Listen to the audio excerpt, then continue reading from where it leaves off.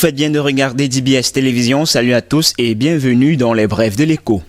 Le 10 février 2021, la Banque internationale pour le commerce, l'épargne et le crédit, la BICEC, filiale locale du Marocain Banque Populaire, a signé une convention de partenariat avec le ministère camerounais des Finances. Grâce à ce partenariat, les quelques 10 000 agents de ce département ministériel pourront bénéficier des crédits de 12 à 120 mois à des taux préférentiels. Mais pour cela, ces derniers devront préalablement ouvrir un compte dans cet établissement bancaire. Grâce à ce partenariat, la BICEC pourrait donc potentiellement enrichir son portefeuille de 10 000 clients. Ce partenariat est une bouffée d'oxygène pour les agents de ce département ministériel dans la mesure où, au Cameroun, les particuliers, fussent-ils agents publics à la solde régulière, éprouvent généralement beaucoup de difficultés à se faire octroyer des crédits par les banques. En dehors des crédits scolaires qui sont généralement des appuis modestes et de court terme.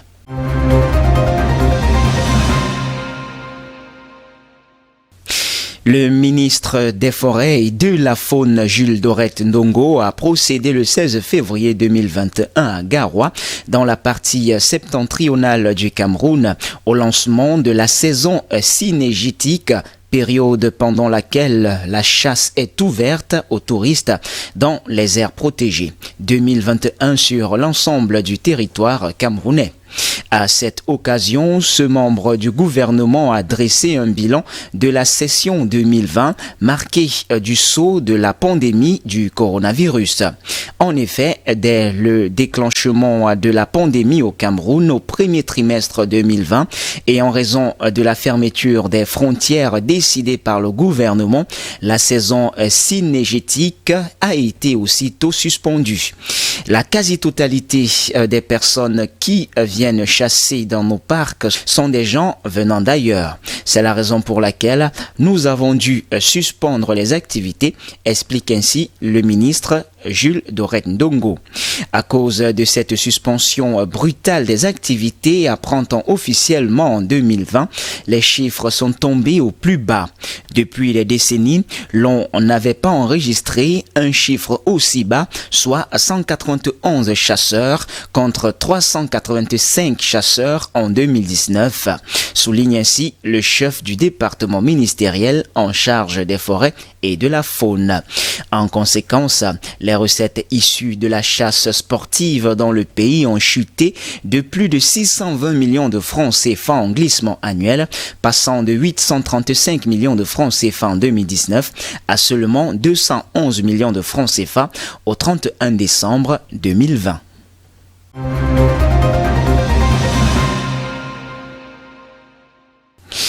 Le département des finances publiques du Fonds monétaire international FMI effectue une mission d'assistance technique au Cameroun du 15 au 26 janvier 2021.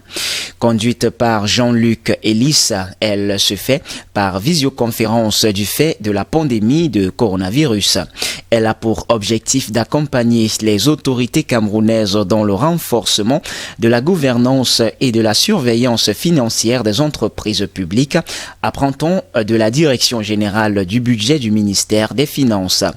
Il s'agit spécifiquement de faire le point sur le cadre légal et institutionnel, le contrôle interne et externe des entreprises publiques, examiner la relation entre l'État et les entreprises publiques sous divers prismes, recettes, dépenses, impôts, subventions, garanties, prêts rétrocédés. Améliorer la gouvernance et la transparence dans les entreprises publiques. Outils de suivi, reporting des opérations. Identifier les risques budgétaires qui pèsent sur les entreprises publiques et renforcer les capacités des acteurs qui interviennent dans ce maillon. Cette mission intervient dans le cadre du programme de la réforme des entreprises publiques dont le point culminant a été la promulgation du décret numéro 2019/320 du 19 juin 2019.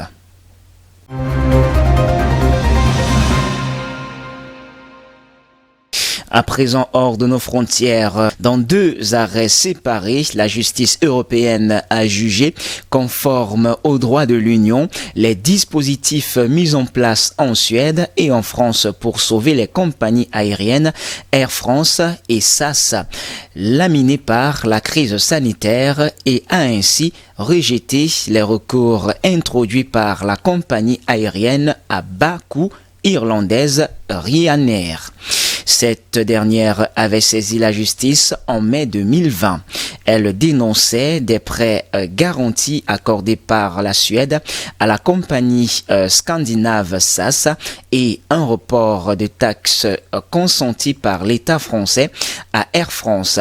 Ces dispositifs d'aide avaient été validés en mars 2020 par la Commission européenne en vertu des mesures temporaires visant à soutenir l'économie dans le contexte exceptionnel de la pandémie de Covid-19. Ryanair estimait que ces aides constituaient une distorsion de concurrence et une violation de principes du droit européen comme l'interdiction de discrimination fondée sur la nationalité et la libre circulation des services. Elle a décidé de faire appel de cette décision de la Cour de justice de l'Union européenne.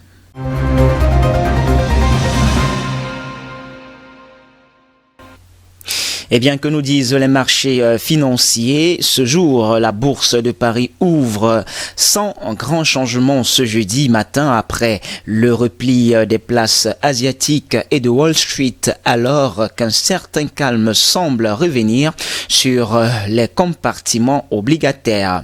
Vers 8h15, le contrat futur sur l'indice CAC 40, livraison fin février, recule d'environ 7 points à 5757,8 points, annonçant un début de séance prudent.